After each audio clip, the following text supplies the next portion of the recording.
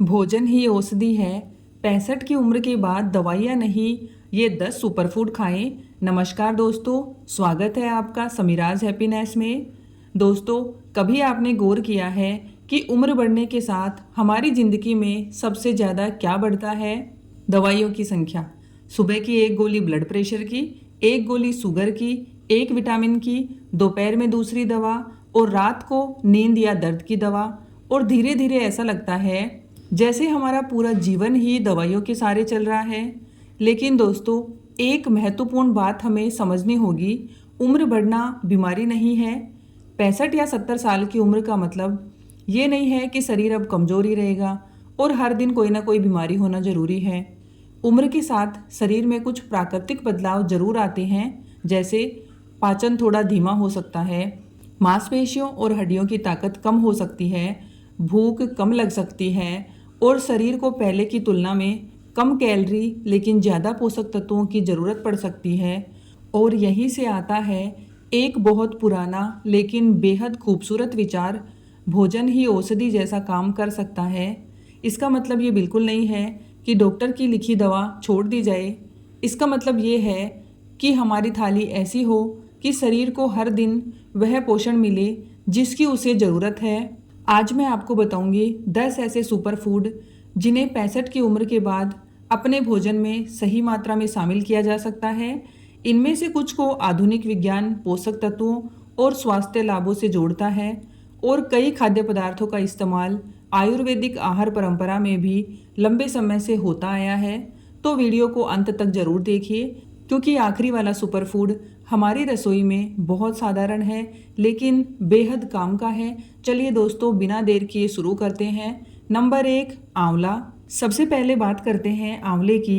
आंवला छोटा जरूर है लेकिन पोषण के मामले में बहुत खास है। आंवला विटामिन सी का अच्छा स्रोत है और इसमें कई जैव सक्रिय पौधीय यौगिक पाए जाते हैं। आयुर्वेद में इसे आम्लकी कहा गया है और इसे महत्वपूर्ण रसायन द्रव्यों में गिना जाता है। 65 के बाद आप अपनी सहनशीलता के अनुसार ताज़ा आंवले कम चीनी वाली चटनी या भोजन के रूप में ले सकते हैं।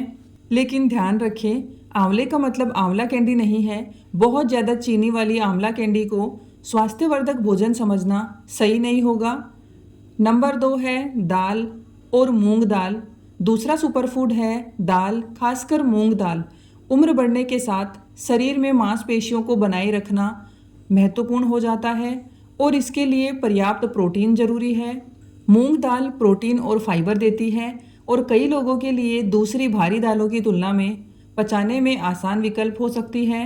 65 के बाद थाली में सिर्फ रोटी और सब्जी नहीं, दाल या कोई अन्य प्रोटीन स्रोत भी होना चाहिए, जैसे मूंग की दाल, मूंग की खिचड़ी या दाल सब्जी का संतुलित भोजन एक अच्छा विकल्प हो सकता है।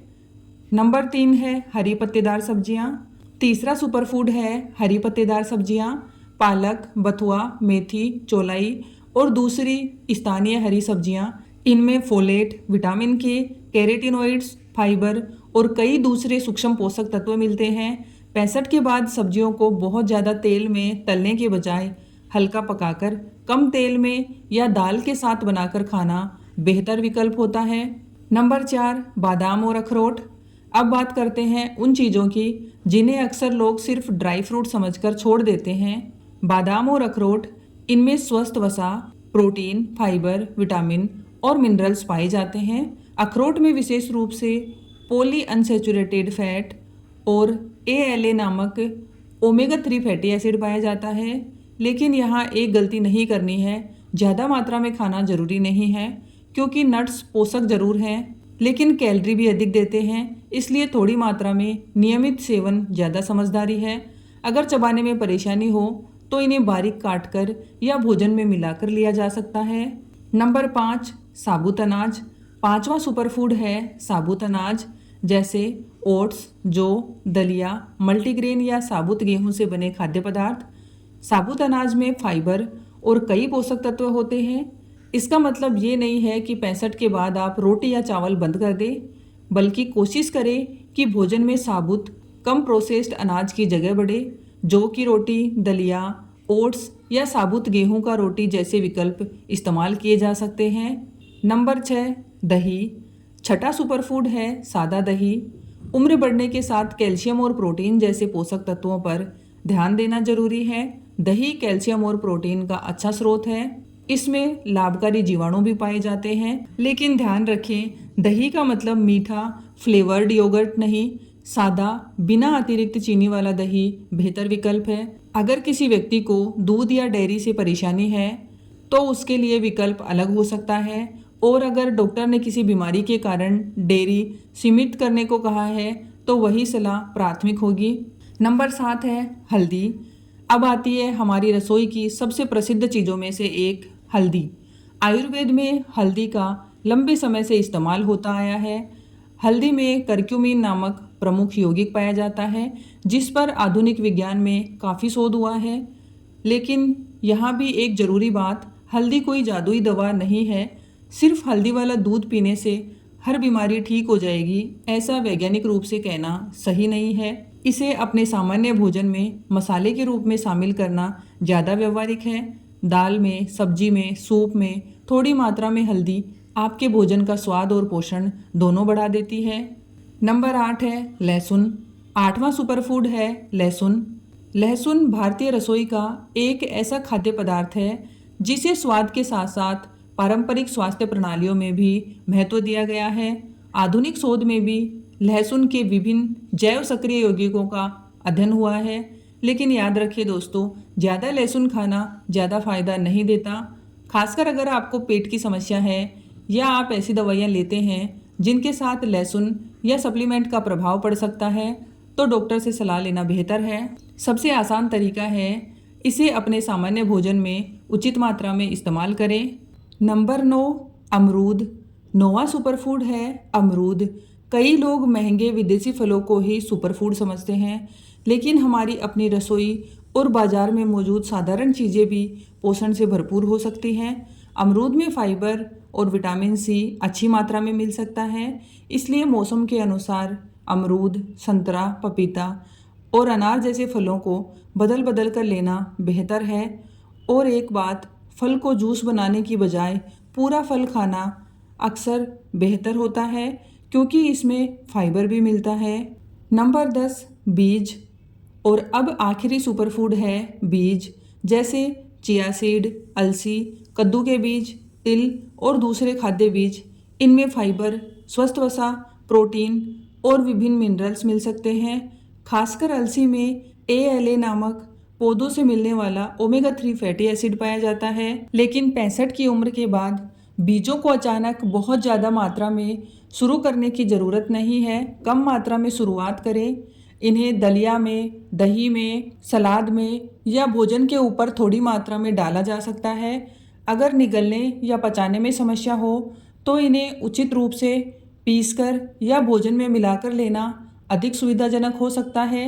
तो दोस्तों, 10 सुपरफूड का आसान सार एक बार फिर याद कर लीजिए। नंबर 1 आंवला, नंबर 2 मूंग दाल और दूसरी दालें, नंबर 3 हरी पत्तेदार सब्जियां, नंबर 4 बादाम और अखरोट, नंबर 5 साबुत अनाज, नंबर 6 सादा दही, नंबर 7 हल्दी, नंबर 8 लहसुन, नंबर 9 अमरूद और मौसमी फल, नंबर 10 अलसी, चिया सीड और दूसरे बीज। सबसे ज़रूरी बात दोस्तों, 65 की उम्र के बाद शरीर को सिर्फ खाना नहीं चाहिए, उसे सही खाना चाहिए। स्वस्थ आहार की नींव विविधता, संतुलन, पर्याप्तता और संयम है।